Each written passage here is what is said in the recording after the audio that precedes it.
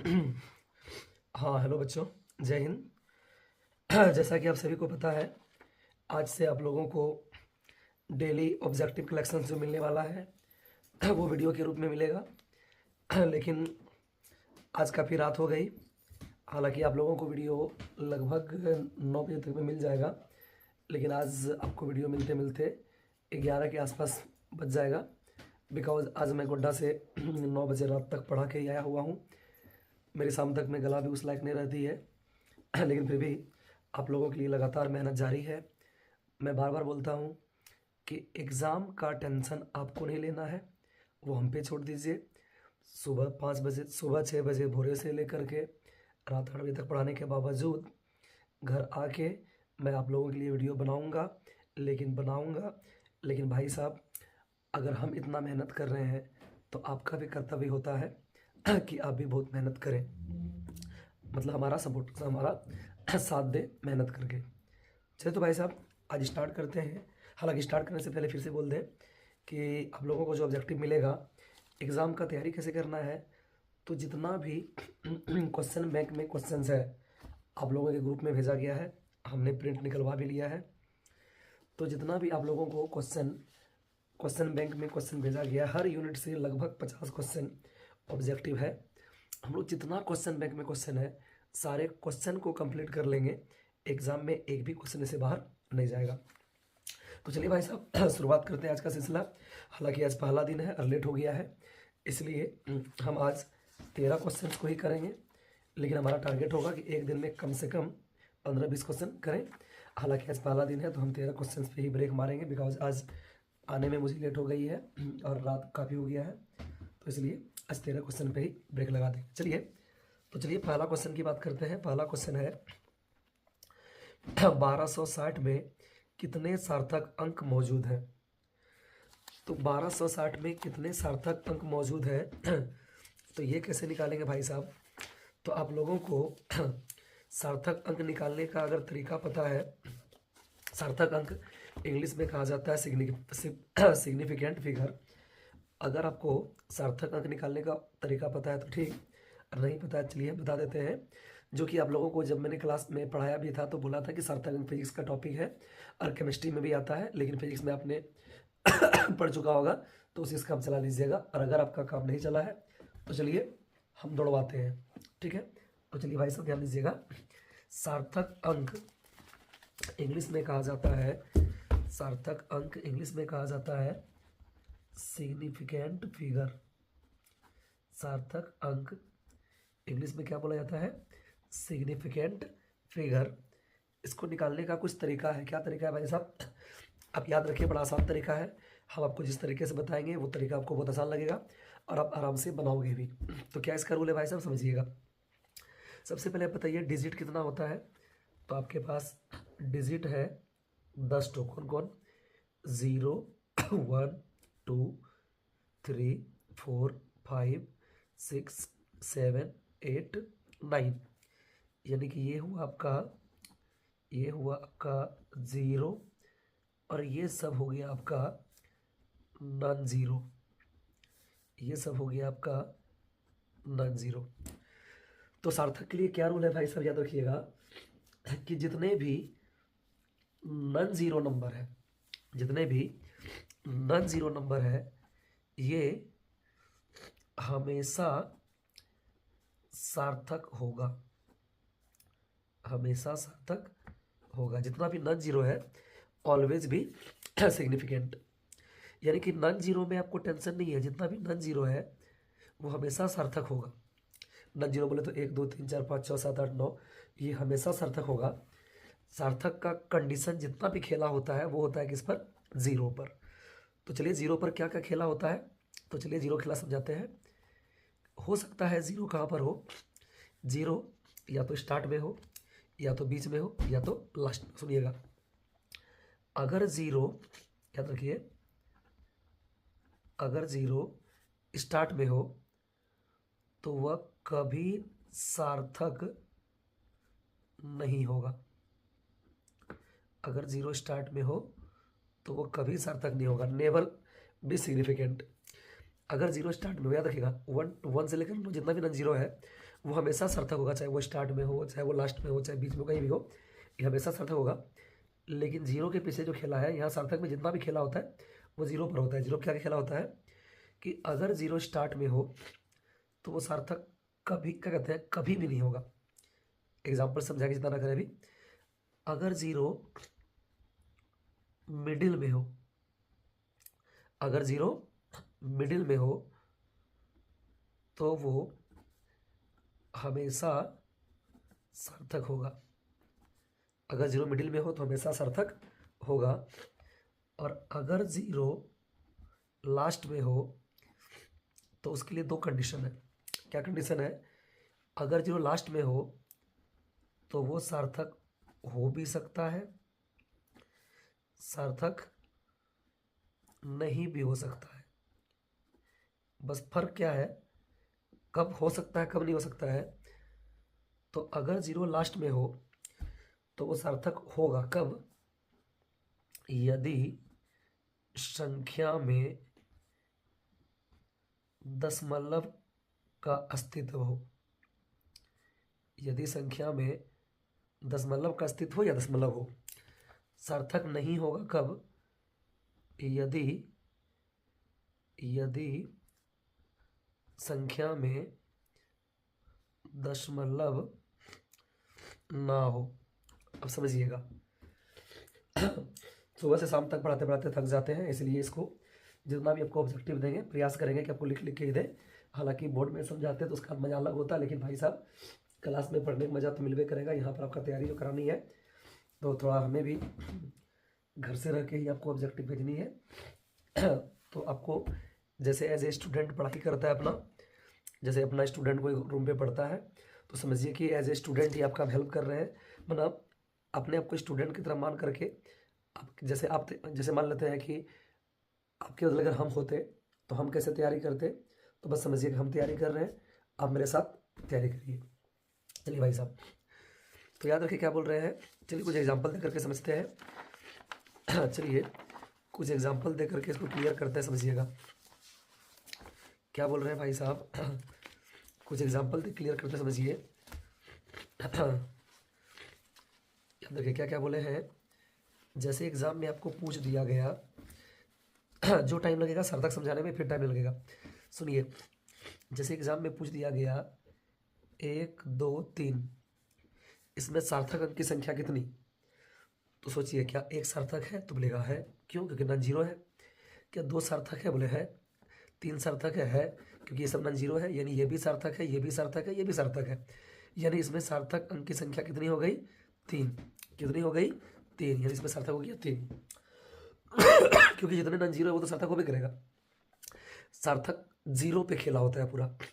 जैसे बोलेगा 1 2 4 5, ऐसा 0 1 2 4 5 ऐसा बोलेगा। इसमें सार्थक अंक कितना? तो अब बोलिएगा सार्थक अंक 1 2 3 4 5, बोलेगा 5। तो भैया आपको अंक नहीं गिनना है, सार्थक अंक कितना वो बताना है।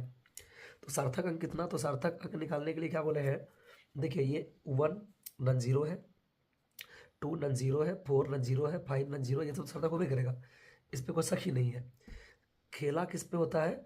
जीरो पर, कि ये सार्थक होगा या नहीं। तो उसके लिए खेला क्या है, क्या लिखे हैं कि जीरो जो है पूरा, ये सब जितना भी कंडीशन दिए हैं ये सब किसका कंडीशन है? जीरो के लिए ही, कि अगर जीरो स्टार्ट पे हो तो वो कभी सार्थक नहीं होगा। मतलब अगर जीरो स्टार्ट में है तो कहीं दशमलव है या नहीं है कोई मतलब नहीं, अगर जीरो स्टार्ट में है तो कभी भी सार्थक नहीं होगा। तो ये जीरो स्टार्टिंग में है, यानी कि जितना नन जीरो से पहले ही जीरो है, तो जीरो स्टार्ट में है, इसका मतलब ये सार्थक नहीं होगा, ये सार्थक नहीं होगा, ये सार्थक होगा, ये सार्थक होगा, क्योंकि नन जीरो सार्थक होबे करता है। तो 1 2 3 4, सार्थक की संख्या 4 हो गई। क्लियर है? यही अगर ऐसा पूछता 1 0 4 2 0 4, बोलता है इसमें सार्थक कितना? तो सार्थक कितना? तो क्या एक सार्थक है? बोलेगा है, क्योंकि तो नन जीरो है, टेंशन ही नहीं है, जितना भी नन जीरो है वो सार्थक होबे करेगा। दिमाग तो भाई साहब हमको लगाना कहाँ है? नन जीरो में, कि वो सार्थक कब हो सकता है कब नहीं हो सकता है। लेकिन जितना भी है ना, हमको दिमाग तो लगाना है जीरो में, कब वो सार्थक होगा कब सार्थक नहीं होगा। लेकिन जितना भी नन जीरो है वो तो भाई साहब सार्थक होगा ही होगा। ठीक है, यानी कि 1 सार्थक है जीरो, तो भैया क्या बोले, जितना भी सार्थक का खेला होता है जीरो पे ही होता है। तो क्या बोले, ये जीरो सार्थक है, तो बोलेगा है, क्योंकि ये जीरो कहाँ पर है, मिडिल पर है। ये जीरो ना तो स्टार्ट पे है ना तो लास्ट पे है, ये जीरो मिडिल का है। मिडिल का मतलब इसके उधर भी कोई नन जीरो, इधर भी कोई नन जीरो है। तो मिडिल का जीरो जो है लिखा हुआ है कि अगर जीरो मिडिल पे हो तो हमेशा सार्थक होगा। इसका मतलब ये भी सार्थक होगा। चार तो खैर नन जीरो सार्थक होबे करेगा, दो तो सार्थक होगा ही। फिर देखिए जीरो, जीरो खेला, देखिए जीरो कहाँ पर है, बीच में ही है, क्योंकि उधर भी नन जीरो है इधर भी नन जीरो है, मतलब जीरो बीच में है। ठीक है, कर दीजिए, इसका मतलब ये भी सार्थक होगा। चार तो सार्थक होबे करेगा, तो कितना हो गया, 1 2 3 4 5 6, तो सार्थक की संख्या 6 हो गई। समझ में आ गया। ठीक है, जैसे आपको बोला गया 1 2 3 0 0, बोलेगा इसमें सार्थक कितना, तो इसमें सार्थक की संख्या कितनी बोलेंगे, तो एक सार्थक है, बोले एकदम है। दो सार्थक है, एकदम है। जितना भी नन जीरो वो सार्थक होबे करता है, क्योंकि किसको सार्थक में गिना जाए नहीं गिना जाए, ठीक है, किसको सार्थक में गिना जाए नहीं गिना जाए, इसके लिए तो भाई साहब पूरा खेला किस पे होता है, तो जीरो पे। तो 1 तो भैया नन जीरो सार्थक होबे करेगा, 2 तो नन जीरो सार्थक होबे करेगा, 3 तो सार्थक होबे करेगा। लेकिन ये जीरो का ही खेला देखना है कि कब सार्थक होगा कब नहीं होगा। तो ये जीरो सार्थक है कि नहीं है, तो चेक करिए क्या लिखा गया है। तो ये जीरो कहाँ पर है, लास्ट में है, क्योंकि इसके बाद कोई नन जीरो नहीं है। ठीक है, यानी कि ये लास्ट में, जीरो लास्ट में है। तो लिखा गया है कि लास्ट में अगर जीरो है, जीरो अगर लास्ट में हो तो वो सार्थक होगा कब, यदि संख्या में दशमलव हो। तो क्या इस संख्या में दशमलव कहीं है, कहीं भी दशमलव है नहीं है, यहाँ कहीं भी दशमलव है नहीं है, दशमलव नहीं है, तो ये सार्थक नहीं होगा लिखा है। यदि संख्या में दशमलव ना हो तो सार्थक नहीं होगा। अगर जीरो लास्ट में है तो सार्थक होगा भी नहीं भी होगा। कब हो सकता है सार्थक, अगर संख्या में दशमलव हो। सार्थक नहीं होगा कब, यदि संख्या में दशमलव नहीं हो। तो इस संख्या में कहीं भी दशमलव नहीं है, इसका मतलब लास्ट का जीरो सार्थक नहीं है, यानी इसमें सार्थक की संख्या 3 हो गई। क्लियर है भाई साहब। जैसे बोलता 1 4 5.00, इसी में बोलता सार्थक की संख्या कितनी, तो 1 तो सार्थक है ये है, 4 तो सार्थक है ये है, 5 तो सार्थक है ये है, लेकिन ये जीरो लास्ट का है। क्या बोले हैं कि लास्ट का जीरो, याद रखिएगा, ठोका नहीं, ये याद रखिए, स्टार्ट का जीरो कभी सार्थक नहीं होगा, चाहे दशमलव हो ना हो, फर्क नहीं पड़ने वाला। स्टार्ट का जीरो कभी सार्थक नहीं होगा। बीच का मिडिल का जीरो हमेशा सार्थक होगा। मिडिल का जीरो मतलब उधर भी कोई नन जीरो है इधर भी कोई नन जीरो है, तो बीच का जो जीरो है, इधर भी नन जीरो इधर भी नन जीरो, और बीच का जो जीरो होगा वो हमेशा सार्थक होगा। और लास्ट का जीरो सार्थक होगा अगर संख्या में दशमलव हो। लास्ट का जीरो सार्थक नहीं होगा यदि दशमलव नहीं हो। तो यहाँ पर भैया लास्ट का जीरो है तो ये सार्थक होगा। तो देखेंगे क्या कहीं संख्या में दशमलव है, तो हाँ इस संख्या में दशमलव दिख रहा है हमको, दशमलव दिखा तो अंत का जीरो भी क्या होगा, सार्थक होगा। यानी कि 1 2 3 4 5, सार्थक की संख्या 5 है। उम्मीद करते हैं समझ में आ गया होगा, है ना। तो अब चलिए भाई साहब इस क्वेश्चन पे आते हैं। क्वेश्चन क्या बोल रहा है कि 1260 में कितने सार्थक अंक हैं। तो एक तो सार्थक हो गया, ये भी सार्थक है, ये भी सार्थक है, लेकिन जीरो सार्थक होगा इसका नहीं होगा। क्यों, क्योंकि इस संख्या में कहीं भी पॉइंट नहीं है, इसका मतलब लास्ट का जीरो सार्थक नहीं है। तो सार्थक की संख्या हो गई 3, यानी कि आंसर हो जाएगा बी नंबर। तो एक का आंसर होगा भाई साहब आपका बी। ये कि आंसर सीट पीछे है, हालांकि सभी आंसर सही हो जरूरी नहीं है, हम चेक कर लेंगे, जहाँ अगर मिस्टेक होगा आंसर में तो सुधार देंगे। ठीक है, क्योंकि कहीं कहीं इसमें आंसर मिस्टेक भी निकलता है। चलिए, तो एक का हो गया बी। उसके बाद बोला है क्वेश्चन नंबर 2। दूसरा क्वेश्चन क्या बोला है भाई साहब, सेकेंड क्वेश्चन क्या बोला है, चलिए देख लेते हैं। चलिए दूसरा क्वेश्चन क्या बोला है, तो पहला क्वेश्चन हो गया। दूसरा क्वेश्चन बोला है यौगिक CH3COOH का मूलानुपाती सूत्र क्या होगा। तो भाई साहब CH3COOH को आप लिख सकते हो क्या, C कितना हो गया 2 ठो, CH3COOH को लिख सकते हो क्या, C कितना 2 ठो, H 3 1 4 ठो, O के ठो 2 ठो, यानी C2H4O2 लिख सकते हो। यानी कि CH3COOH को हम लिख दिए C2H4O2। अब बोला इसका मूलानुपाती सूत्र, मूलानुपाती सूत्र को इंग्लिश में कहते हैं एम्पेरिकल फार्मूला। क्या बोलते हैं, एम्पेरिकल फार्मूला। तो एम्पेरिकल फार्मूला निकालने का तरीका क्या होता है भैया, तो तो अब देखिए 2, 4 और 2 में कॉमन क्या है? तो C2H4O2, C2H4O2 इसमें कॉमन क्या है? तो कॉमन तो 2 हो गया, क्योंकि 2 2 इसमें भी 2 छुपा है, 2 तो ये है। 4 को हम 2 गुना 2 लिख सकते हैं, यहाँ भी 2 छुपा है। तो 2 कॉमन जो है निकाल दीजिए, तो क्या बचेगा? याद रखिएगा, किसी भी फॉर्मूला से कॉमन संख्या को यानी कॉमन फैक्टर को बाहर निकालते हैं तो जो फॉर्मूला बच जाता है उसी फॉर्मूला को बोला जाता है मूलानुपाती सूत्र। तो C2H4O2 में कॉमन कितना है? तो कॉमन निकला 2, तो 2 निकलेगा तो C बचेगा 1 ठो, H बचेगा 2 ठो, क्योंकि 2 को हम 2 गुना 1 लिख सकते हैं, 4 को हम 2 गुना 2 लिख सकते हैं। ठीक है, तो 2 निकालेंगे तो 2 बचेगा, और वो 2 निकल गया तो 2 गुना 1। ठीक है, समझ में आया क्या बोले हैं? C2 को हम लिख सकते हैं 2 गुना 1, H4 को हम लिख दिए, H4 तो 4 को हम 2 गुना 2 लिख दिए, O2 तो 2 को 2 गुना 1 लिख दिए। तो कॉमन क्या है सब में? 2, तो 2 कॉमन निकाल लीजिए, तो C 1 ठो, H 2 ठो, O 1 ठो, यानी कि CH2O। तो यहाँ पर क्या बोलेंगे? CH3COOH का CH3COOH का मूलानुपाती सूत्र आएगा CH2O। आंसर होगा डी नंबर। आप आंसर बाद में मिला लीजिएगा, सही है तो अच्छी बात है, मिस्टेक होगा तो सुधार लीजिएगा।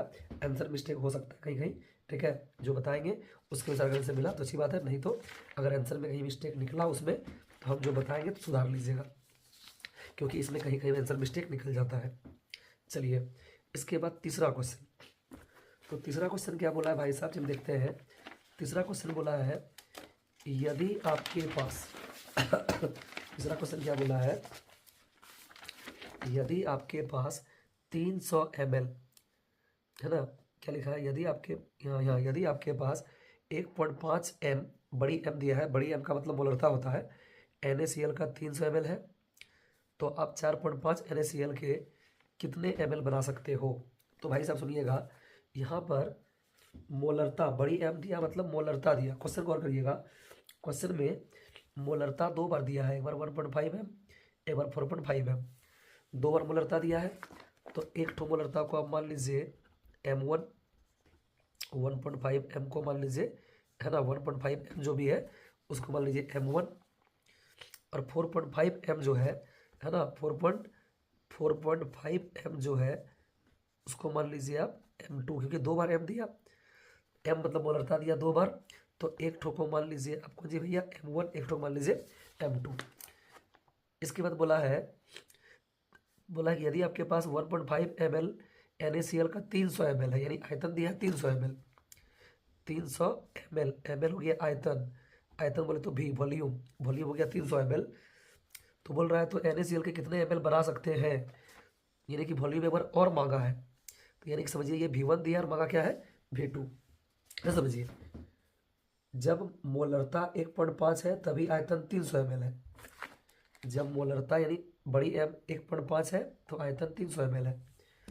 तो बोल रहा है जब मोलरता 4.5 है तो उस समय का आयतन क्या होगा, यानी कि जब मोलरता 1.5 है तो आयतन 300 ml है, तो जब मोलरता इतना होगा तो आयतन कितना होगा ये मांग रहा है, यानी कि M1 दिया है, V1 दिया है, M2 दिया है, V2 मांग रहा है। तो भाई साहब एक फॉर्मूला होता है, याद रखिएगा, एक फॉर्मूला होता है, याद रखिएगा, M1 V1, जब आपको 2 बार आयतन दे और एक बार मोलरता दे, एक बार मोलरता मांग ले, या फिर 2 बार मोलरता दे, एक ठो आयतन दे, दूसरा आयतन मांग ले, तो आप यही फॉर्मूला यूज़ करिएगा। कौन फॉर्मूला? वो फॉर्मूला होता है M1 V1 बराबर M2 V2, M1 V1 बराबर M2 V2। तो M1 कितना है? 1.5, V1 कितना है?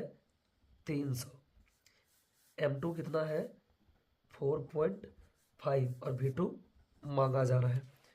तो V2 को फ्री करिए, तो V2 बराबर हो गया 1.5 गुना 300 और बटा 4.5, पॉइंट उड़ाइए, खत्म, 15 तिया 45 और 3 100, यानी कि भैया 3 100 से कट गया, 300 कटा 3 से 100, यानी V2 आपका हो गया 100 ml, V2 हो गया आपका 100 ml। तो यहाँ पर ऑप्शन में कहीं 100 ml होगा तो वो आंसर हो जाएगा।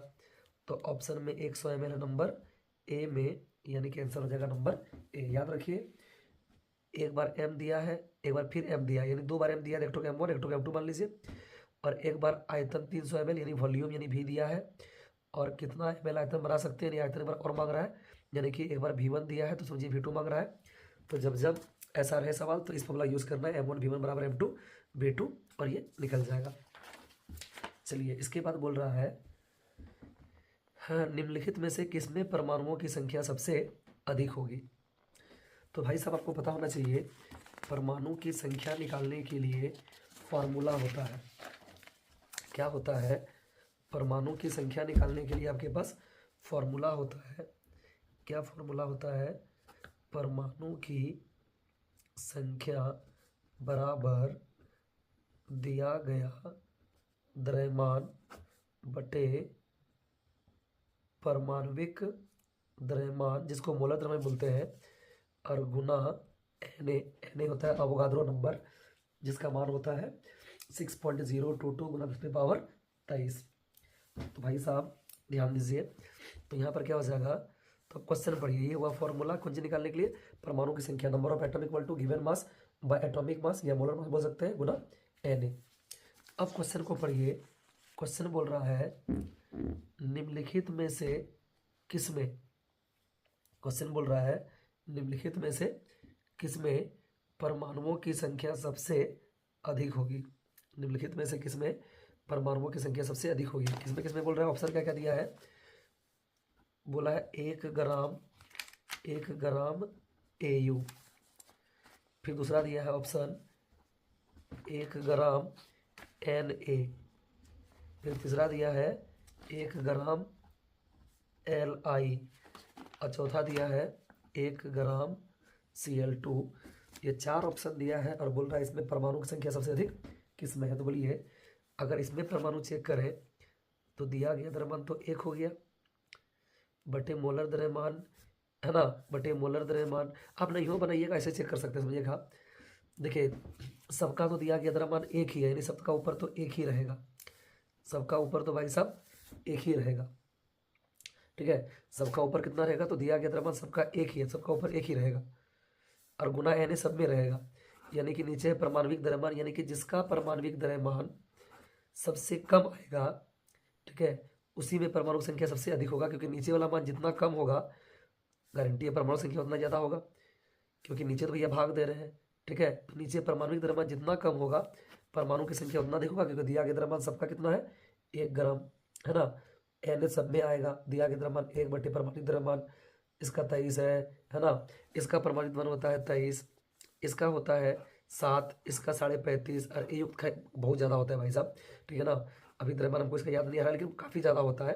ठीक है, ध्यान दीजिए, लगभग इसका द्रव्यमान 150 से 200 के बीच में होता है, काफ़ी ज़्यादा है। तो इसका द्रव्यमान भाई साहब कितना हो गया, तो दिया गया द्रव्यमान 1 है ना, ये 1 बटा परमाणुविक द्रव्यमान, तो 100 150 200 के बीच काफ़ी ज़्यादा हो गया। ठीक है, Ag का परमाणुविक द्रव्यमान होता है कितना, एक बार याद कर लेते हैं। Ag बोलते हैं, Au का परमाणुविक द्रव्यमान होता है कितना होता है। ऐसे परमाणुविक द्रव्यमान भाई साहब आपको 30 तक याद है, काफी नहीं हो, अगर याद है तो क्वेश्चन जो है आराम से निकल जाता है, क्योंकि इतना तो ये आइडिया रहता है कि इसका मास कितना है ना, तो बहुत ज़्यादा मास है, 196.9 होता है मास इसका। वही बोले कि 200 150 आसपास होता है, 200 का लगभग में चल जाता है। इसका द्रव्यमान होता है 197, सोचिए, दिया गया द्रव्यमान 1 बटा मोलर परमाणुविक द्रव्यमान 197 और गुना Na, दिया गया द्रव्यमान इसका 1 बटा परमाणुविक द्रव्यमान सोडियम है 23 और गुना Na। तो जितना नीचे वाला मान या छोटा होगा परमाणु संख्या क्या होगा उतना ज़्यादा होगा। तो सबसे कम द्रव्यमान होता है लिथियम का, तो आंसर हो जाएगा, यानी कि सबसे कम द्रव्यमान होता है लिथियम का, सबसे अधिक परमाणु संख्या उसी में निकलेगा, तो आंसर हो जाएगा 1 ग्राम लिथियम। इसके बाद बोला है NaCl के 3m मतलब मोलरता दे दिया है 3। अगला क्वेश्चन, जो भी क्वेश्चन नंबर है कितना है 5, तो क्वेश्चन नंबर 5 के लिए क्या है, मोलरता यानी m का मान दे दिया है कितना 3, m का मान दिया है 3 है ना, और बोला है कि 3 लीटर में मोलों की संख्या, 3 लीटर यानी कि विलियन का आयतन दे दिया है 3 लीटर, और इसमें मांगा जा रहा है मोलों की संख्या। है ना। क्वेश्चन में बोला NaCl के 3 m मतलब मोलरता, तो मोलरता दिया हुआ है 3। अब विलियन के 3 लीटर में, तो आयतन दिया 3 लीटर में, मोलों की संख्या। तो भाई साहब को बता दें, मोलरता जिसको हम बड़ी एम भी लिख सकते हैं डायरेक्ट, मोलरता का फॉर्मूला होता है विलेय के मोलों की संख्या बटे विलियन का आयतन लीटर में। तो मोलरता तो क्वेश्चन में ये दिया है 3, मोलों का संख्या निकालने बोल रहा है, क्वेश्चन में मोलों की संख्या निकालने बोल रहा है, और बटा विलियन का आयतन भी दे दिया है 3 लीटर। तो भाई साहब तो मोलों का संख्या क्या हो जाएगा, ये गुना हो जाएगा, तो 3 तिया 9, यानी मोलों की संख्या हो जाएगा 9। आंसर हो जाएगा बी नंबर। चलिए अब अगला क्वेश्चन बोला है उस विलियन की मोलरता क्या होगी जिसके 500 ml जली घोल में 5 ग्राम NaOH घुला हुआ है। तो मोलरता का ये फॉर्मूला था विलेय के मोलों की संख्या बटे विलियन का आयतन लीटर में। लेकिन भाई साहब आपको क्लास में मोलरता निकालने का एक और शॉर्ट फार्मूला दिए थे, वो शॉर्ट फार्मूला क्या था आपको याद दिलाते हैं, और इससे आपने सवाल भी खूब बनाया था। वो शॉर्ट फार्मूला क्या था, तो वो शॉर्ट फार्मूला था मोलरता बराबर विलेय का दिया गया द्रव्यमान गुना 1000 बटे विलेय का मोलर द्रव्यमान गुना विलियन का आयतन, लेकिन आयतन किस में था, ml में, है ना। अगर आयतन ml में तो गुना 1000, ये फॉर्मूला था आपके लिए शॉर्टकट मोलरता निकालने के लिए। तो क्वेश्चन में बोल रहा है कौन सी, तो क्वेश्चन में बोला जा रहा है भाई साहब, क्वेश्चन में बोला जा रहा है उस विलियन की मोलरता क्या होगी, मोलरता निकालना है जिसके 500 ml जली घोल में 5 ग्राम NaOH।